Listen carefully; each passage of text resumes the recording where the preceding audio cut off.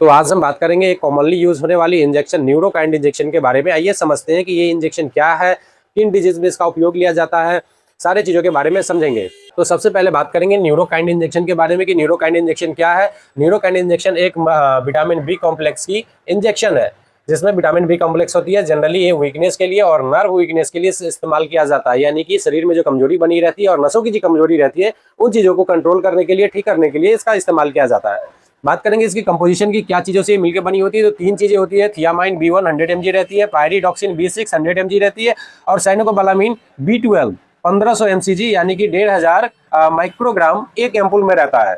बात करेंगे working mechanism की, काम कैसे करता है। तो B1 की बात करेंगे। B1 क्या करता है, नर्व फंक्शन को इंप्रूव करता है, यानी कि नसों की जो फंक्शन रहती है उसको बढ़ाने का काम करता है, उसको ठीक करने का, जो डैमेज वगैरह होने लगती है उसको ठीक करने का काम करता है।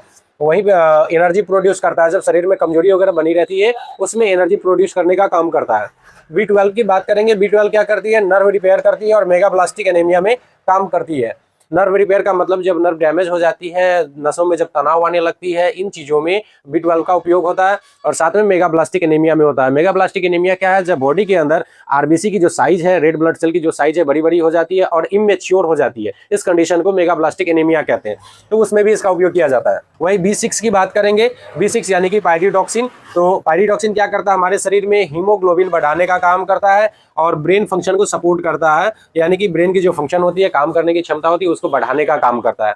वही बात करेंगे यूजेज की, इसका यूज कहाँ कहाँ पे लिया जाएगा। तो जिस भी व्यक्ति को विटामिन बी की डिफिशियंसी होगी, यानी बी की कमी होगी, विटामिन बी की शरीर में कमी रहेगी, उस कंडीशन में लिया जाएगा। नंबनेस में लिया जाएगा, यानी कि पैर में जो सुन्नपन आ जाती है, बॉडी में कहीं भी अंग में जो सुन्नपन आने लगती है, उस कंडीशन में लिया जाएगा। टिंगलिंग में लिया जाएगा, यानी कि झुनझुनी भर जाती है, सुई जैसे चुभने लगती है, कांटों जैसी चुभन होती है, उन चीजों में इसका उपयोग किया जाता है। न्यूरोपैथी सिचुएशन में किया जाता है, वीकनेस में किया जाता है, यानी कमजोरी में, साइटिका में किया जाता है, मेगाब्लास्टिक एनीमिया में किया जाता है।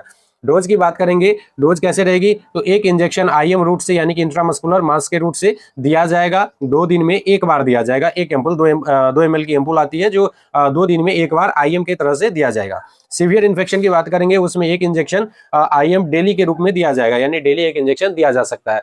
बात करेंगे साइड इफेक्ट की, तो कुछ कॉमन साइड इफेक्ट देखने को मिल सकती है, हालांकि ज्यादा कुछ इसका साइड इफेक्ट नहीं होता है।